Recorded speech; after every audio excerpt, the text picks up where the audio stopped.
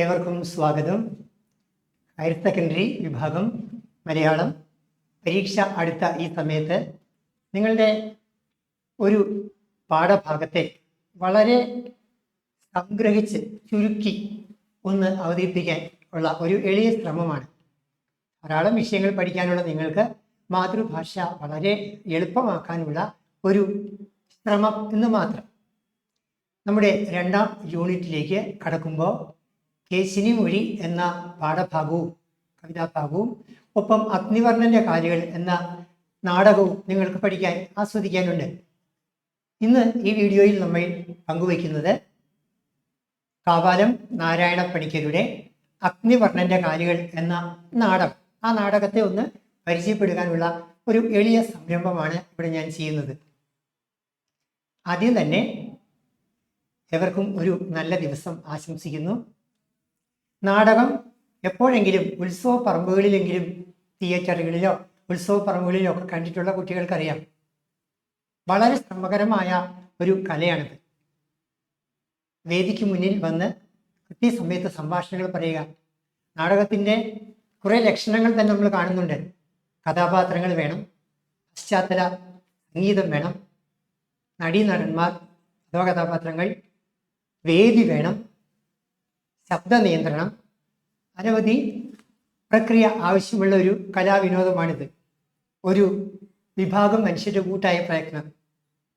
Theatre നാടകങ്ങളുടെ ഒരു കാലത്ത് കേരളത്തിന് സ്വന്തമായ തനതായ, നമ്മളെ യൂണിറ്റിൻ്റെ പേര് ശ്രദ്ധിക്കുക, തനതിടം. രണ്ടാമത്തെ യൂണിറ്റിൻ്റെ പേര് തന്നെ തനതായ ഇടം. നമ്മൾക്ക് സ്വന്തമായ എന്നർത്ഥം. തനതായ, സ്വന്തമായ. കേരളത്തിന് സ്വന്തമായ ഒരു നാടക സംസ്കാരം എന്തുകൊണ്ട് ആരംഭിച്ചുകൂടാ എന്ന ചിന്തയിൽ നിന്നാണ് കാവാലത്തിന് അദ്ദേഹത്തെക്കുറിച്ചുള്ള വിവരണങ്ങൾ നിങ്ങൾക്ക് നൽകുന്നുണ്ട്. കാവാലം നാരായണ പണിക്കർ ആലോചിക്കുകയാണ്, നമുക്ക് പറയാൻ എന്താണ് പാരമ്പര്യമുള്ളത്? ഇബ്സനെ പോലുള്ള നാടകകൃത്തുകൾ, കേരളത്തിന് നാടകാചാര്യന്മാരില്ലെന്നല്ല, NN പിള്ള, ജി ശങ്കരപിള്ള തുടങ്ങിയ ആളുകളൊക്കെ ഉണ്ട്. അപ്പോൾ നമ്മുടെ തെയ്യം, തിറ, മുടിയേറ്റ് തുടങ്ങിയ നാടോടി കലകളിൽ നിന്ന് നല്ല അംശം സ്വാധീനിച്ച് ആ സ്വാധീനം ഉൾക്കൊണ്ട് നമ്മുടെ നാടകങ്ങളിൽ എങ്ങനെ അവയെ സ്വാംശീകരിച്ചെടുക്കാം. ഞാൻ പറയുന്ന മക്കൾക്ക് മനസ്സിലാവുന്നുണ്ടെന്ന് കരുതുന്നു. കേരളത്തിൻ്റെ തനതായ കലാരൂപങ്ങളിൽ നിന്ന് നല്ല അംശങ്ങൾ ഉൾക്കൊണ്ട് ഒരു നാടകം, അതാണ് തനതു നാടകം. നമ്മൾ അതിന് ശേഷം കാണുന്നുണ്ട് തനതു നാടകങ്ങൾ. കാവാലം നാരായണ പണിക്കർക്ക് ശേഷവും ഈ രൂപത്തിലുള്ള നാടകങ്ങൾ വന്നു. തനതു നാടകത്തിൻ്റെ പ്രത്യേകത, വേദിയിൽ തന്നെ കളിക്കണം, തുറന്ന വേദിയിലാണ് കളിച്ച് കാണുന്നത്. ആട്ടം, നൃത്തം, പാട്ട്, വാദ്യമേളങ്ങൾ ഇവയ്ക്കെല്ലാം പ്രത്യേക പ്രാധാന്യമുണ്ട്. സാധാരണ നാടകങ്ങളിൽ കഥാപാത്രങ്ങളുടെ സംഭാഷണങ്ങൾക്ക് മാത്രം പ്രാധാന്യമുള്ളപ്പോൾ തനതു നാടകങ്ങളിൽ സംഭാഷണത്തിനേക്കാൾ ആട്ടം, പാട്ട്, കൊട്ട് ഇവയ്ക്കെല്ലാം വേദിയിലേക്ക് കയറുന്നത് തന്നെ സദസ്സിൽ നിന്നായിരിക്കാം. അപ്പോൾ ജനങ്ങളുടെ പങ്കാളിത്തത്തോടുള്ള കലകളാണ് നാം അറിഞ്ഞിട്ടുണ്ട്. തെയ്യം, തിറ, മുടിയേറ്റ് തുടങ്ങിയവ, പടയണിയൊക്കെ. അതുപോലെ സദസ്സിൽ നിന്ന് വന്ന് വേദിയിലേക്ക് കയറുന്ന ഒരു രീതിയിലുള്ള തനതു നാടകങ്ങൾ. തനതു നാടകങ്ങളെ പരിചയപ്പെടാനും അതുപോലെ നാടകത്തോടെ നിങ്ങളിൽ താല്പര്യം ഉളവാക്കുവാനും. ഭാവിയിൽ നമുക്കറിയാം, നമ്മുടെ രാജ്യം എല്ലാ ഡോക്ടർമാരും എഞ്ചിനീയർമാരും ആയാൽ ഈ രാജ്യത്തിൻ്റെ നിലനിൽപ്പിനെ തന്നെ അത് ബാധിക്കും. നമ്മുടെ കഴിവുകൾക്ക് അനുസരിച്ചുള്ള ഒരു ജീവിത അന്തസ്സ് തിരഞ്ഞെടുക്കുക. ജന്മസിദ്ധമായ കഴിവുള്ള കുഞ്ഞുങ്ങളെ ആ വഴിയിലേക്ക് നയിക്കുക.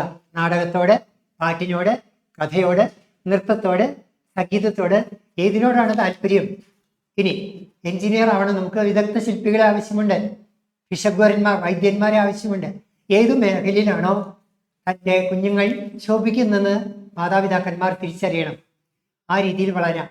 അപ്പോൾ നിങ്ങളൊരു ഡോക്ടർ ആയിക്കൊള്ളട്ടെ, ഒരു സംഗീതജ്ഞനാവട്ടെ, നിങ്ങളുടെ ഉള്ളിൽ അഭിനയിക്കാനുള്ള ഒരു ശേഷി ജന്മസിദ്ധമായി ഉണ്ടെങ്കിൽ ആ ശേഷിയെ നമ്മൾ ഊട്ടി വളർത്തുക. അതിന് ഈ തനതു നാടകം കൂടി നിങ്ങൾക്ക് പ്രയോജനമാകട്ടെ. അപ്പോൾ തനതു നാടകങ്ങൾ എന്നാൽ എന്ത്? ഒന്നുകൂടി ചിന്തിക്കുക. പാട്ടിന്, കൊട്ടിന്, ആട്ടത്തിന് പ്രാധാന്യം, കഥാപാത്ര സംഭാഷണമടക്കം താളനിബദ്ധമായിരിക്കണം. തുറന്ന വേദിയാണ് പൊതുവെ തനത് നാടകങ്ങളിൽ സ്വീകരിക്കാറുള്ളത്. പരീക്ഷയെ സംബന്ധിച്ച് തനത് നാടകങ്ങളുടെ ലക്ഷണം എന്താണെന്ന് ചോദിച്ചിട്ടുണ്ട്. അപ്പോൾ ഈ 3-4 വാചകങ്ങൾ എഴുതാൻ ശ്രമിക്കുക. തനത് നാടകം, നാടകത്തിന്റെ എല്ലാ ലക്ഷണങ്ങളും വേണം. ഒപ്പം തന്നെ പ്രാധാന്യം നൽകുന്ന സംഭാഷണത്തെക്കാൾ താളമേളങ്ങൾക്ക് കൃത്യമായിട്ട് താളനിബദ്ധമായ തനത് നാടകങ്ങൾ. കാവാലം നാരായണ പണിക്കർ ആ കാര്യത്തിലൊരു ശ്രദ്ധ ചെലുത്തി. ഭാവിയിൽ അത് ഗുണം ചെയ്യുന്നതായിട്ട് നമ്മൾ കാണുന്നുണ്ട്. അപ്പോൾ നമ്മളിവിടെ ചിന്തിക്കേണ്ട ഒരു കാര്യം, ഈ നാടകത്തിലെ കഥാപാത്രങ്ങളെ പരിചയപ്പെടുന്നതിന് മുൻപ് തന്നെ നമ്മൾ ആലോചിക്കുക, ഇന്ന് രാജഭരണം മാറി നാടകത്തിൽ മുമ്പ് വായിച്ച കണ്ട കുട്ടികൾക്കറിയാം, നാടകത്തിലെ കഥാപാത്രങ്ങളെ പരിചയപ്പെടുന്നതോടൊപ്പം തന്നെ ഇന്നത്തെ നമ്മുടെ അന്തരീക്ഷത്തിൽ ജനാധിപത്യ രീതിയിൽ ജനങ്ങൾ അവർക്ക് ഏറ്റവും യോഗ്യരെന്ന് കരുതുന്ന ആളുകളെ തിരഞ്ഞെടുക്കുന്നു. അവർ ഭരണത്തിന് മേൽനോട്ടം വഹിക്കുന്നു. ആരെയും ഭരിക്കുകയല്ല ചെയ്യുന്നത്, എല്ലാവരും കൂടി ഭരണം നന്നാക്കാൻ ശ്രമിക്കുന്നു. നമ്മൾ നാടകത്തിന്റെ ഒരു ഭാഗത്ത് പറയുന്നുണ്ട്, യഥോ രാജ തഥാ പ്രജ. എങ്ങനെയാണോ രാജാവ് അങ്ങനെയായിരിക്കും ജനങ്ങൾ. രാജാവ് ധർമ്മ മൂല്യങ്ങൾ ഉള്ള ആളാണെങ്കിൽ അദ്ദേഹത്തിൻ്റെ പ്രജകളും അതാരെയും പഠിപ്പിക്കേണ്ട ആവശ്യമില്ല. നല്ല ഭവനത്തിൽ നിന്നുണ്ടാകുന്ന കുഞ്ഞുങ്ങൾ പ്രഭ ചൊരിഞ്ഞ് അവരിടപെടുന്ന എല്ലാ മേഖലകളിലും മിടുക്കരാകും. വിദ്യാലയത്തിലാവട്ടെ, കലാലയങ്ങളിലാവട്ടെ, ഭാവിയിലാവട്ടെ, സമൂഹത്തിലാവട്ടെ അവരെ കൊണ്ട് നന്മയുണ്ടാവും. ഇതുപോലെ ഈ കാലഘട്ടത്തിൽ നമ്മുടെ കേരള സംസ്ഥാനത്ത് ദൈവാനുഗ്രഹം കൊണ്ട് ഒരു നല്ല ഭരണം തന്നെ നമ്മൾ കണ്ടുകൊണ്ടിരിക്കുകയാണ്. തീർച്ചയായിട്ടും വളരാനും എല്ലാവർക്കും വികസിക്കാനും അവരവരുടെ കഴിവുകൾ വളർത്താനും ആ പഴയ മഹാബലി തമ്പുരാൻ നാടുവാണിരുന്ന ആ രാജഭരണം അല്ലെങ്കിൽ പോലും അതുപോലെ എല്ലാവരെയും തുല്യരായി കാണുന്ന നമ്മൾ കേൾക്കുന്നുണ്ട് സമത്വം, സഹോദര്യം, സ്വാതന്ത്ര്യം. ഈ നാടകത്തിലും ആ ജനാധിപത്യത്തിൻ്റെ മൂലക്കല്ലുകളായ ആ 3 വാചകങ്ങൾ വരുന്നുണ്ട്. ആ വാക്കുകൾ സമത്വം, സാഹോദര്യം, സ്വാതന്ത്ര്യം. കേരളത്തിലൂടെ ഇന്നത്തെ നമ്മുടെ ചില സംഭവങ്ങൾ ഒഴിച്ചാൽ ഈ കൊച്ചു കേരളത്തിൽ ജനിക്കാൻ സാധിച്ചത് എൻ്റെ ഭാഗ്യമായി കരുതുന്ന എത്രയോ നല്ല ആളുകൾ. അപ്പോൾ നാടകത്തിലേക്ക് വരുമ്പോൾ നാം കാണുന്നത് ഈ നാടകത്തിലെ കഥാപാത്രങ്ങളെ തൽക്കാലം ഒന്ന് പരിചയപ്പെടാം. അതിനുശേഷം നമ്മൾ വീണ്ടും പ്രധാനപ്പെട്ട കാര്യങ്ങളിലേക്ക് കടക്കും. കഥാപാത്രങ്ങളെ ശ്രദ്ധിക്കുക. ആകെ 6 പ്രധാന കഥാപാത്രങ്ങളും ഒരു ഗായക സംഘമാകുന്ന ഒരു കഥാപാത്രങ്ങളുമുണ്ട്. കഥയിലെ മുഖ്യ കഥാപാത്രമായ അഗ്നിവർണ്ണ മഹാരാജാവിനെ ഇവിടെ കാണുന്നില്ല. കഥാപാത്രമായിട്ട് രംഗത്ത് വരുന്നില്ലെന്നേ ഉള്ളൂ. അദ്ദേഹം ഈ നാടകത്തിൽ നിറഞ്ഞു നിൽക്കുകയാണ്. നോക്കാം. വിദൂഷകൻ, ഓരോരുത്തരുടെയും പങ്ക് എന്താണെന്ന് നമ്മൾക്ക് കാണാം. വിദൂഷകനുണ്ട്, കേവലരാമനുണ്ട്, ചിന്താരാമനുണ്ട്, കൊത്തുവാളുണ്ട്, രാജഗുരു ഉണ്ട്, അടിച്ചുതലിക്കാരിയുണ്ട്, ഒപ്പം ഗായക സംഘവും. നമ്മൾ ആദ്യം തന്നെ നമ്മുടെ നാടകത്തിൽ നിറഞ്ഞു നിൽക്കുന്ന അഗ്നിവർണ്ണ രാജാവിനെ ഒന്ന് പരിചയപ്പെടാം. ശ്രീരാമദേവൻ പിറന്ന സൂര്യവംശത്തിൽ ജനിച്ച അഗ്നിവർണ്ണൻ, പുരാണങ്ങളിൽ പറയുന്ന അഗ്നിവർണ്ണൻ നമ്മുടെയൊക്കെ സങ്കല്പത്തിലെ രാജാവിനെ പോലെ ആയിരുന്നില്ല. അതിന് തീർച്ചയായിട്ടും വിരുദ്ധമായ ഒരു സ്വഭാവത്തിനുടമയായിരുന്നു.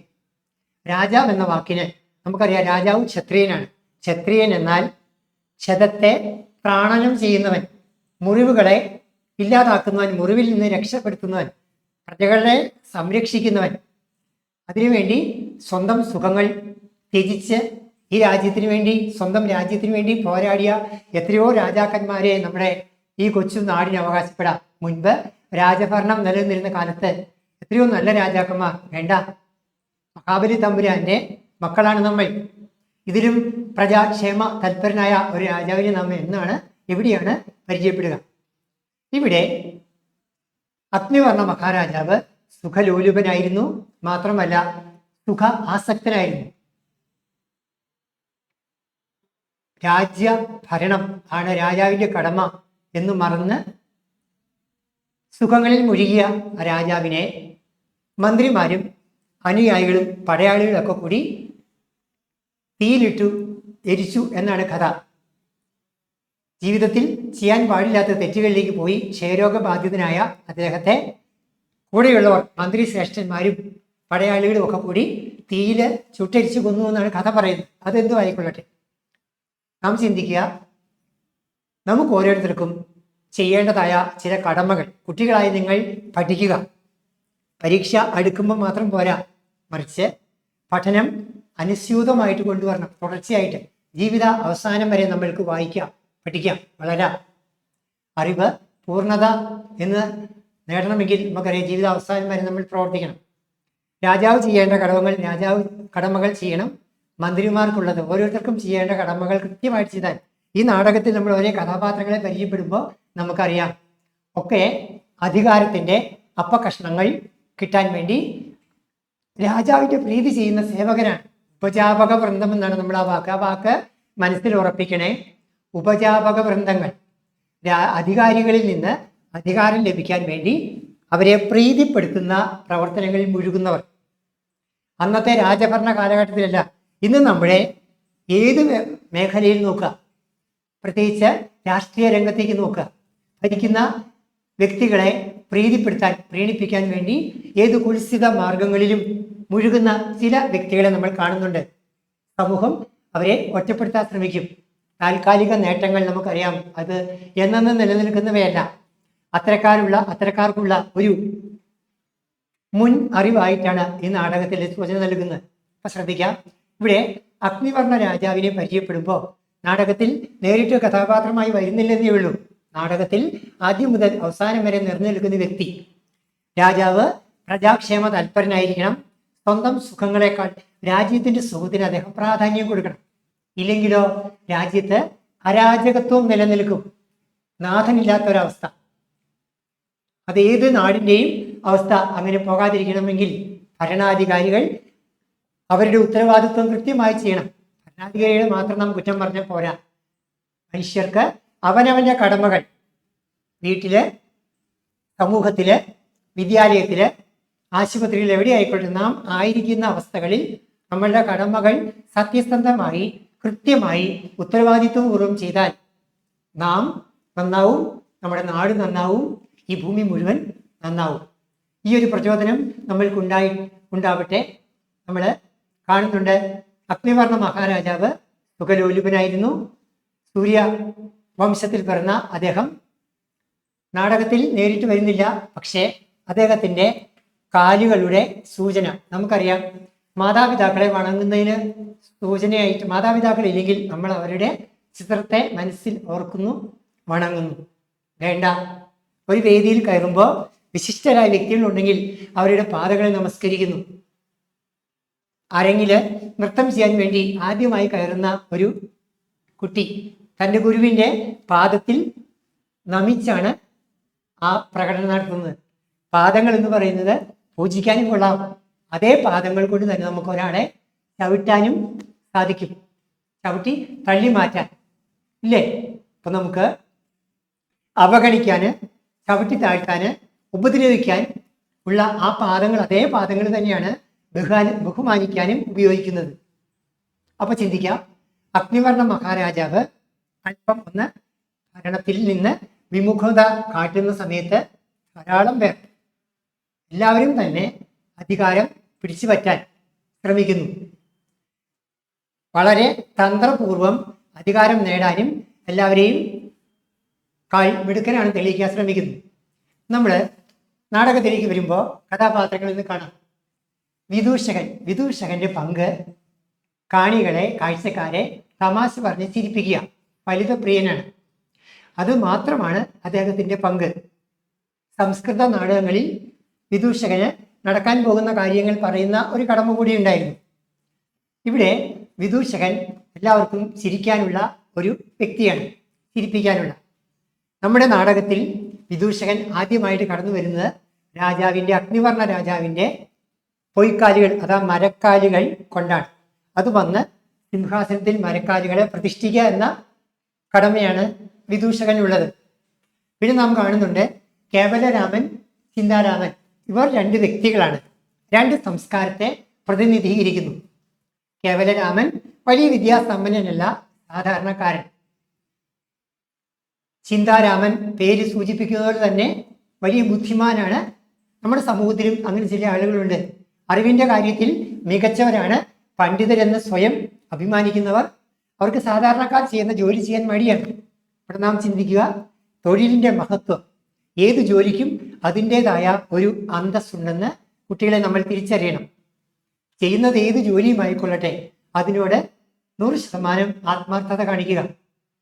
വിദൂഷകൻ ചിന്താരാമനെയും കേവലരാമനെയും തിരുത്താൻ ശ്രമിക്കുന്നുണ്ട്. അവർക്കിരിക്കാൻ ഇടമില്ലാഞ്ഞ സിംഹാസനത്തിൽ ഇരിക്കാൻ തുടങ്ങുമ്പോൾ വിദൂഷകന് സമ്മതിക്കുന്നില്ല. വിദൂഷകന്റെ തോഴനാണ് രാജാവ്. രാജാവിൻ്റെ കാലുകളാണെങ്കിലും അതെനിക്ക് രാജാവിന് തുല്യമാണ്, മാറ്റാൻ തന്നെ അനുവദിക്കുകയില്ല. നമ്മൾ കാണുന്നുണ്ട്, പ്രജകൾ വരുന്നത് രാജാവിനോട് അവരുടെ വിശപ്പിനെ കുറിച്ച് പറയാനാണ്, അവരുടെ സങ്കടങ്ങൾ ബോധിപ്പിക്കാനാണ്. പക്ഷെ രാജാവ് അവിടെ ആ സമയത്തില്ലെങ്കിലോ പിന്നെ അവർ ആരോടെ സങ്കടങ്ങൾ പറയുക? അവരുടെ സങ്കടങ്ങൾ വിദൂഷകൻ പറയുന്നുണ്ട്. വിശപ്പോ? വളരെ പ്രധാനപ്പെട്ട ഒരു ഭാഗമാണ് വിദൂഷകന്റെ ഒരു സംഭാഷണം. വിശപ്പോ? അങ്ങനെ ഒരു ചിന്ത നിങ്ങൾക്കുണ്ടോ? അത് മറന്നേക്കുക. അപ്പോ നോക്കുക, ചിന്താരാമൻ ബുദ്ധിജീവികളുടെ പ്രതിനിധി. ഇവിടെ രാജാവ് എന്ന് പറയുന്നത് സമൂഹത്തിലെ ഏറ്റവും ജീർണമായ ഒരവസ്ഥയിലാണ് ഇപ്പോൾ കാണുന്നത്. ഇന്ന് നമ്മൾ പുതിയ കഥാപാത്രത്തെ പരിചയപ്പെടുത്തി നോക്കാം. കൊത്തുവാൾ. പേര് കൊണ്ട് വിചിത്രമായി തോന്നാമെങ്കിലും അദ്ദേഹം നിയമപാലകനാണ്. നിയമങ്ങൾ സംരക്ഷിക്കാൻ ഉത്തരവാദിത്വപ്പെട്ടയാൾ. നിയമത്തിൽ നിന്ന് അണുവിട അല്പമെങ്കിലും ആരെങ്കിലും മാറി സഞ്ചരിച്ചാൽ അഥവാ നിയമം കയ്യിലെടുക്കാൻ ശ്രമിച്ചാൽ അവർക്ക് തക്ക ശിക്ഷ കൊടുത്ത് അത് തിരുത്താൻ ബാധ്യതപ്പെട്ടയാൾ. അയാൾ ദീർഘമായ ശരീരപ്രകൃതിയുള്ളവനാണ്. ആഢ്യത്വമുള്ള വേഷമാണ് അയാള്. പക്ഷേ അദ്ദേഹത്തിന്റെ സംഭാഷണം ഗർവ് നിറഞ്ഞതാണ്. അദ്ദേഹത്തിലും അധികാരത്തിൽ താല്പര്യമുണ്ട്. രാജാവിൻ്റെ അസാന്നിധ്യത്തിൽ അധികാരം തട്ടിയെടുക്കാൻ കൊത്തുവാളിനും താല്പര്യം കാട്ടുന്നുണ്ട്. പിന്നെ നമ്മൾ കാണുന്നുണ്ട് രാജഗുരു നാടകത്തിൽ വരുന്നത് കുഴലൂത്തുകാരുടെ അകമ്പടിയോടെയാണ്. കാഹളധ്വനികളോടുകൂടി വരുമ്പോൾ കാണികൾ, ശ്രോതാക്കൾ, കാഴ്ചക്കാർ ചിന്തിക്കും, രാജാവ് ആസനസ്ഥനാകാൻ പോകുന്നു. അങ്ങനെ പ്രതീക്ഷയോടെ ഇരിക്കുമ്പോഴാണ് രാജഗുരു വരുന്നത്. രാജഗുരുവിൻ്റെ കടമ കുട്ടികളെ നിങ്ങൾക്കറിയുമോ? രാജാവിന് തന്ത്രങ്ങൾ, ബുദ്ധി ഉപദേശിച്ചു കൊടുക്കുക. നമ്മൾ അങ്ങനെ അർത്ഥശാസ്ത്രം എന്ന പുസ്തകത്തിൻ്റെ ഒരു രചയിതാവിനെ പരിചയപ്പെട്ടിട്ടുണ്ട്. ഓർമ്മയുണ്ടോ? ചാണക്യൻ അഥവാ കൗടില്യൻ, ചന്ദ്രഗുപ്ത മൗര്യൻ എന്ന രാജാവിന് ബുദ്ധി ഉപദേശിച്ചു കൊടുത്ത ചാണക്യൻ. ഇന്നും നമ്മുടെ നാട്ടിലെ മന്ത്രി ശ്രേഷ്ഠന്മാർക്ക് തിരക്കിൻ്റെ ഇടയിൽ ചില തർക്ക വിഷയങ്ങളിൽ സംശയം വരുമ്പോൾ അവർ ഇതുപോലുള്ള ബുദ്ധി അവർക്ക് ഉപദേശിച്ചു കൊടുക്കാൻ മിടുക്കരായ പ്രതിഭാസമ്പന്നരായ പേഴ്സണൽ സ്റ്റാഫുകളുണ്ട്. അവർ നന്നായാൽ അദ്ദേഹത്തിൻ്റെ തീരുമാനങ്ങളിലും അല്പം പോലും മാറ്റം വരികയില്ല. അപ്പം നല്ല ഉചിതമായ തീരുമാനങ്ങൾ കൊടുക്കാൻ പറ്റിയ സേവകർ ഏതു ഭരണത്തിലും ആവശ്യമാണ്. അപ്പോൾ രാജഗുരു രാജാവിന് നേർബുദ്ധി ഉപദേശിച്ചു കൊടുക്കേണ്ട വ്യക്തിയാണ്. അദ്ദേഹം പോലും അധികാരത്തിന് വേണ്ടി അവസരം പാർത്തു നിൽക്കുന്ന ഒരു ഘട്ടം നമ്മൾ നാടകത്തിലൂടെ കാണുന്നുണ്ട്. അടുത്ത വ്യക്തിയെ പരിചയപ്പെടാം. ഇനി ഈ നാടകത്തിൻ്റെ ഒരു ക്ലൈമാക്സ്, നാടകത്തിൻ്റെ ഒരു അന്ത്യം ഉണ്ടാവുന്ന എങ്ങനെയാണെന്ന് നമ്മൾ കാണുന്നുണ്ട്. കേവലം സാധാരണ ഒരു പ്രജ, ഒരടിച്ചുതളിക്കാരി, വേഷത്തിലും നടത്തത്തിലും അവരുടെ ആയുധങ്ങൾ എന്ന് പറയുന്നത് ആ ചൂലും അവരുടെ മറ്റ് സാമഗ്രികളുമാണ്. ഇത്ര നിസ്സാരയായ ഒരു സ്ത്രീ, അവർക്ക് മാത്രമാണ് സ്വന്തം കടമ, സ്വന്തം ജോലി എന്താണെന്ന് തിരിച്ചറിയാൻ സാധിക്കുന്നത്. താൻ അണിയേണ്ട വേഷം എന്തെന്നും തൻ്റെ പങ്ക് എന്താണെന്നും കൃത്യമായിട്ട് അവർക്കറിയുകയും ചെയ്യാം. അതവർ കൃത്യമായി നിർവഹിക്കാൻ ശ്രമിക്കുന്നുണ്ട്. അവർ പറയുന്നുണ്ട്, ഈ മരക്കാലെടുത്ത് മാറ്റുക, നിങ്ങളുടെ തടിച്ച ഗ്രന്ഥക്കെട്ട് മാറ്റുക, എനിക്ക് എൻ്റെ ജോലി ചെയ്യണം. കയ്യിൽ ഒരു കിണ്ടിയിൽ വെള്ളവും അതുപോലെ ഒരു ചൂലും അതുകൊണ്ട് വരുന്ന ആ വ്യക്തി ഈ നാടകത്തിൻ്റെ അവസാനം വരുത്തുന്ന പങ്ക് എന്താണ് നമ്മൾ കാണുന്നുണ്ട്. അടിച്ചുതെളിക്കാരി അവരെയൊക്കെ അനുസരിക്കാത്തവരെ മാറ്റാൻ വരെ അവർ തയ്യാറാകുന്നു. അത്ര കൃത്യമായി കണിശക്കാരിയായിട്ട് അവരവരുടെ ധർമ്മം നിർവഹിക്കുന്നു. ആരെയും പതിയിരുന്ന് ആക്രമിക്കാനോ അധികാരം കൈപ്പറ്റാനോ ഒന്നും അവർ ആഗ്രഹിക്കുന്നില്ല. പക്ഷേ നമ്മൾ കാണുന്നുണ്ട്, അടിച്ചുതളിക്കാരിയുടെ പ്രവേശനവും അവർ പ്രതീക്ഷിച്ചു രാജാവാണ് വരുന്നതെന്ന്. കാരണം കൊമ്പും കുഴലും ആ കൊമ്പ് വാദ്യക്കാരുടെ കാഹളധ്വനികളുടെ അകമ്പടിയോടെയാണ് അവരും വരുന്നത്. പക്ഷെ എല്ലാവരുടെയും പ്രതീക്ഷയെ മാറ്റിക്കൊണ്ട് ആ സ്ത്രീ വന്ന് അവരുടെ കർത്തവ്യം, കടമ മാത്രം നിർവഹിക്കുന്നു. പ്രിയ കുട്ടികളെ, നമ്മളൊന്ന് ആലോചിക്കുക. ജീവിതത്തിൽ എല്ലാവർക്കും ദൈവം നിശ്ചയിച്ചിരിക്കുന്ന കടമകൾ കൃത്യമായി സത്യസന്ധമായി ചെയ്തു തീർത്താൽ ഈ ലോകം തന്നെ എത്ര നന്നായിരുന്നു. അടിച്ചുതളിക്കാരിയുടെ വരവ് ഒരു പ്രത്യേക ലക്ഷ്യത്തോടെയാണ്. ആ സമൂഹത്തിലുള്ള ജീർണതകൾ പണ്ട് ചെയ്ത കുമാരനാശാൻ പറയുന്നുണ്ട്, ഇന്നലെ ചെയ്ത ഒരബദ്ധം ഇന്നത്തെ ആചാരമാകാം, നാളത്തെ ശാസ്ത്രമതാവാം. അതുകൊണ്ട് എന്ത് ചെയ്യണം? മാറ്റുവിൻ ചട്ടങ്ങളെ, സ്വയം അല്ലെങ്കിൽ മാറ്റുമതുകളിൽ നിങ്ങളെത്താൻ. മണ്ടത്തരങ്ങൾ മണ്ടത്തരമാണെന്ന് തിരിച്ചറിഞ്ഞ് അവയെ ഒഴിവാക്കാൻ ശ്രമിക്കുക. ഇവിടെ അടിച്ചുതളിക്കാരി വന്ന് അവൾക്കൊരു ശുദ്ധികർമ്മം നടത്തേണ്ടതുണ്ട്. നിലവിലിരിക്കുന്ന ആ സാമൂഹിക ക്രമം, അവസ്ഥ, അവിടെ എന്തെങ്കിലും പോരായ്മകൾ ഉണ്ടെങ്കിൽ അതിന് മാറ്റം വേണം എന്ന ആ ഒരു തിരിച്ചറിവാണ് അടിച്ചുതളിക്കാരിയുടെ ആ പ്രവൃത്തിയിലൂടെ ജനങ്ങൾക്ക് ബോധ്യമാവേണ്ടത്. രാജഗുരുവിനും കൊത്തുവാളിനും വിദൂഷകനും കേവലരാമനും ചിന്താരാമനും ഒക്കെ ആ തിരിച്ചറിവ് കൊടുക്കുന്നത് ആ കേവലം വിദ്യ കുറഞ്ഞവളെന്ന് നാം കരുതുന്ന അടിച്ചുതളിക്കാരിയുടെ ആ പ്രവൃത്തിയാണ്. തക്ക സമയത്ത് അവൾ വരുന്നതോടുകൂടി ആ നാടകത്തിന് ഒരു തിരശ്ശീല വീഴുന്നു. വിദൂഷകൻ സിംഹാസനത്തിൽ നിന്ന് രാജാവിൻ്റെ മരക്കാലുകൾ തിരികെ എടുക്കുന്നു. അതോടുകൂടി രംഗം തീരുന്നു. പ്രിയ കുഞ്ഞുങ്ങളെ, ഈ നാടകത്തിൽ നിന്ന് നാം നേടിയെടുക്കുന്ന ചില അറിവുകൾ: ഒന്ന്, കൃത്യമായി സത്യസന്ധമായി ഭരണാധികാരികൾ അവരുടെ ജോലി ചെയ്യണം. ജനങ്ങൾക്ക് ഇഷ്ടപ്പെട്ട സൽഭരണം കാഴ്ചവെക്കുന്ന ഒരു അധികാരിയെ, നേതാവിനെ ജനങ്ങൾ സ്വയം ബഹുമാനിക്കും. രാജ്യത്ത് അരക്ഷിതാവസ്ഥ നിലനിൽക്കുകയില്ല. നിയമങ്ങൾ കർക്കശമാണെന്ന് ഉറപ്പാക്കിയെങ്കിൽ മാത്രമേ കുറ്റവാളികളെ ഒഴിവാക്കാൻ, അവര് കള്ളന്മാരും മോഷ്ടാക്കളും തെമ്മാടികളും പെരുകുന്ന ഒരു നാടാവാതിരിക്കാൻ നിയമങ്ങളെ നമ്മൾ ആദരിക്കണം. കൃത്യമായി അവ നടപ്പാക്കുന്നുണ്ടോ എന്നറിയാൻ വേണ്ടി അധികാരികൾ വരണം. നമ്മുടെ കഥയിലെ, നാടകത്തിലെ കൊത്തുവാളിനെ പോലുള്ള അധികാരത്തിന് വേണ്ടി മാത്രം ശ്രമിക്കുന്ന അധികാരികളാവാതെ കടമകൾ കൃത്യമായിട്ട് ചെയ്യുന്ന, സത്യസന്ധമായി ചങ്കൂറ്റത്തോട് ചെയ്യുന്ന അധികാരികൾ ഉള്ള ഒരു നാടാവട്ടെ നമ്മുടെ ഈ കൊച്ചു കേരളം. നാടകം അവസാനിക്കുമ്പോൾ പരീക്ഷയെ സംബന്ധിച്ച് നമുക്ക് കുറച്ച് ചോദ്യങ്ങൾ ചിന്തിക്കേണ്ടതുണ്ട്. ഒന്നാമത്തെ ചോദ്യത്തിലേക്ക് പ്രവേശിക്കാം. അഗ്നിവർണ്ണന്റെ കാലുകൾ എന്ന നാടകത്തിലൂടെ കാവാലം നടത്തുന്ന സാമൂഹിക വിമർശനം 4 മാർക്കിന്റെ, 6 മാർക്കിന്റെ, 8 മാർക്കിന്റെ ഇങ്ങനെ വ്യത്യസ്ത രീതികളിൽ ആവർത്തിച്ച ഒരു ചോദ്യരൂപമാണിത്. ശ്രദ്ധിക്കാം മക്കളെ. അഗ്നിവർണ്ണന്റെ കാലുകൾ എന്ന നാടകത്തിലൂടെ കാവാലം നാരായണ പണിക്കർ നടത്തുന്ന സാമൂഹിക വിമർശനം. വിമർശനം എന്നാൽ എന്തിനെങ്കിലും അതിൻ്റെ നന്മ തിന്മകളെ ഒരുപോലെ കാണണം, വിമർശിക്കണം. ഇവിടെ അഗ്നിവർണ്ണന്റെ കാലുകൾ, ആ കാലുകളുടെ പ്രത്യേകത നമ്മൾ കണ്ടു. മരക്കാലുകളാണ്. ആ കാലുകൾ കാണുമ്പോൾ രാജാവിനെ ഓർമ്മ വരുന്നു.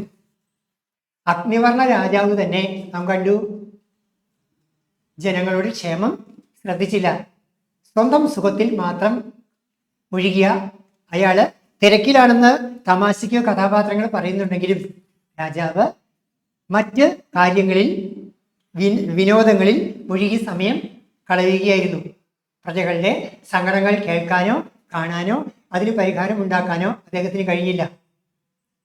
ഇന്ന് രാജഭരണത്തിൽ നിന്ന് ജനാധിപത്യത്തിലേക്ക് നാം കടന്നുവെങ്കിലും ജനാധിപത്യത്തിലും ഏകാധിപതികളായ രാജാവ് ഏകാധിപതിയാണെങ്കിൽ ജനങ്ങൾക്ക് നീതി നിഷേധിക്കപ്പെടും.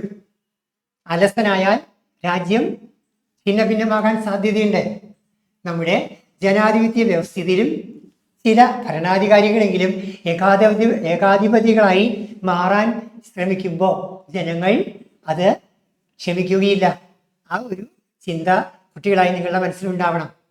നല്ല ഭരണാധികാരികൾ ആവാൻ നല്ല യുവതലമുറയ്ക്ക് പരിചയം കിട്ടണം. കളങ്കമില്ലാത്ത കാപട്യമില്ലാത്ത ഒരു യുവതലമുറയെ രാജ്യത്തിൻ്റെ ചുക്കാൻ പിടിക്കാൻ, രാജ്യഭരണത്തിന് ചുക്കാൻ പിടിക്കാൻ നമ്മൾ ഏൽപ്പിക്കണം. എല്ലാ കുഞ്ഞുങ്ങളും രാജ്യകാര്യങ്ങളിൽ ശ്രദ്ധയുള്ളവരായിരിക്കണം. അനുദിന കാര്യങ്ങളിൽ നാം അറിവുള്ളവരായിരിക്കണം. നമ്മുടെ ഭരണത്തെ ആര് നിയന്ത്രിക്കണം? എങ്ങനെയുള്ള രാജ്യമാണ് ഞാൻ സ്വപ്നം കാണുന്നത്? നമ്മൾ കണ്ടു, APJ അബ്ദുൽ കലാം മുൻ രാഷ്ട്രപതി യുവാക്കളോട് പറഞ്ഞു, സ്വപ്നം കാണുക, നല്ല സ്വപ്നങ്ങൾ, ഒരു നല്ല നാളെ സ്വപ്നം കാണുക. ഈ ചെറിയവനായ എനിക്ക് എൻ്റെ രാജ്യത്തിന് വേണ്ടി എന്ത് ചെയ്യാൻ സാധിക്കും? രണ്ടാമത്തെ ചോദ്യത്തിലേക്ക് മനസ്സുകൊണ്ടുവരിക. അഗ്നിവർണ്ണന്റെ കാലുകൾ അവതരിപ്പിക്കുന്ന ധ്വനിപാഠം എന്ത്? ധ്വനി എന്നാൽ കാര്യങ്ങൾ നേരിൽ പറയാതെ പ്രതീകങ്ങളിലൂടെ അവതരിപ്പിക്കുകയാണ്. ഇന്ത്യയെ ഓർക്കാൻ നമുക്ക് ദേശീയ പതാകയുടെ ചിത്രം മതി. നമ്മുടെ മാതാപിതാക്കളുടെ മുഖം ഓർക്കാൻ എങ്ങും പോകണ്ട, സ്വന്തം മനസ്സിലത് എപ്പോഴും ഉണ്ട്. എങ്കിലും ഒരു ഫോട്ടോ കാണുമ്പോൾ നമ്മൾക്ക് അവരെ ഓർമ്മിക്കാൻ പറ്റുന്നുണ്ട്. ഇതുപോലെ കാര്യങ്ങൾ നേരിൽ അവതരിപ്പിക്കാതെ അടയാളങ്ങളിലൂടെ, പ്രതീകങ്ങളിലൂടെ സൂചിപ്പിക്കുക. അഗ്നിവർണ്ണന്റെ കാലുകൾ അവതരിപ്പിക്കുന്ന ധ്വനിപാഠം മുൻപ് തന്നെ ആദ്യ ചോദ്യത്തിൽ വന്നിട്ടുണ്ട്. അഗ്നിവർണ്ണനെ പോലുള്ള രാജാക്കന്മാരെ അല്ല നമുക്ക് ആവശ്യം. കാബലി തമ്പുരാനെ പോലെ കള്ളത്തരമില്ലാത്ത ഒരു നാട്, തെറ്റുകുറ്റങ്ങളില്ലാത്ത, എല്ലാവരെയും സമന്മാരായി കാണുന്ന, അവകാശങ്ങൾ തുല്യമായി ലഭിക്കുന്ന ഒരു നാടാവണം നമുക്ക് ഉണ്ടാവേണ്ടത്. രാജ്യത്തിൻ്റെ ഭരണത്തിൽ നല്ല അധികാരികൾ രംഗത്ത് വരണം. ഇനി യഥാരാജ തഥാ പ്രജ, ഇത് ആരുടെ വാക്കുകളാണ്? നാടകത്തിലേക്ക് വരുമ്പോൾ കാണുന്നുണ്ട്, കേവലരാമൻ പറയുന്നുണ്ട്. അതിൻ്റെ ആശയം കൂടി പെട്ടെന്ന് പറഞ്ഞു പോകാം. രാജാവ് എങ്ങനെയോ അങ്ങനെയായിരിക്കും പ്രജകൾ. അധ്യാപകൻ നല്ല അധ്യാപകരെ ലഭിച്ചാൽ നിങ്ങളും കൂടുതൽ മിടുക്കരാവും. നല്ല മാതാപിതാക്കൾക്ക് നല്ല കുഞ്ഞുങ്ങളാണ് നിങ്ങൾ. അതുപോലെ ഭാവിയിൽ വളർന്ന് വികസിച്ച് നല്ല ഫലം നൽകുന്ന വൃക്ഷങ്ങളായി നമ്മൾ മാറണം. ഇത് തിരിച്ചും നാടകത്തിൽ പറയുന്നുണ്ട്, യഥാ പ്രജ തഥാ രാജ. പ്രജകളുടെ, ജനങ്ങളുടെ സംസ്കാര രീതിയിൽ നിന്ന് ആ രാജ്യത്തെ ഭരണാധികാരി, രാജാവിൻ്റെ സ്വഭാവം നമുക്ക് ബോധ്യപ്പെടുത്താം. അടിച്ചുതളിക്കാരിയുടെ രംഗപ്രവേശത്തോടെ നാടകത്തിന് കൈവരുന്ന സാമൂഹിക മാനമെന്ത്? നാടകത്തിൽ ഒരു ഭാഗത്ത് വിദൂഷകൻ പറയുന്നുണ്ട്, ചിന്താരാമൻ പറയുന്നുണ്ട്, ഇവിടം ആകെ ശവത്തിന്റെ ഗന്ധം വരുന്നു. അത് സമൂഹത്തിലുള്ള ജീർണത, സമൂഹത്തിലെ പോരായ്മകളുടെ ഒരു സൂചനയാണ്. ഇതുപോലെ തന്നെ അടിച്ചുതളിക്കാരി പ്രത്യക്ഷപ്പെടുന്നത് അവളുടെ ഉത്തരവാദിത്വങ്ങൾ, ആ വേദി കൃത്യമായി അടിച്ചു തുടയ്ക്കണം, മാറാലകൾ ഇല്ലാതാക്കണം. ഇതിൽ നിന്ന് വായനക്കാർ ചിന്തിക്കേണ്ട കാര്യം, നമ്മുടെ സമൂഹത്തിലുള്ള തെറ്റായ കാര്യങ്ങൾ ഒഴിവാക്കണം. ഏത് കാര്യങ്ങളിലാണോ നാം വളരെ പിന്നിലായിരിക്കുന്നത്, അപ്പോൾ വിദ്യാസമ്പന്നരായിരുന്നിട്ടും നാം ചെയ്യുന്ന ദുഷ്ടപ്രവൃത്തികൾ ഓരോ ദിവസവും വാർത്തകളിലൂടെ നാം അറിയുന്നുണ്ട്. മലയാളികൾ എന്തുമാത്രം മ്ലേച്ഛമായ പ്രവൃത്തികളിൽ ഏർപ്പെടുന്നു, ചെയ്യുന്ന നല്ല കാര്യങ്ങൾ കണ്ടില്ലെന്നല്ല. അപ്പോൾ അടിച്ചുതളിക്കാരി വന്നതോടുകൂടി കാര്യത്തിന് തീരുമാനമാവുന്നു. മരക്കാലുകൾ കൊണ്ട് വിദൂഷകൻ തിരിഞ്ഞു പോകുന്നു. അഗ്നിവർണ്ണന്റെ കാലുകൾ എന്ന നാടകത്തിൽ നിന്ന് വരുന്ന ചോദ്യങ്ങൾക്ക് കൃത്യമായി മക്കൾക്ക് ഉത്തരം എഴുതാൻ കഴിയട്ടെ എന്ന് ആശംസിച്ചുകൊണ്ട് നിർത്തട്ടെ.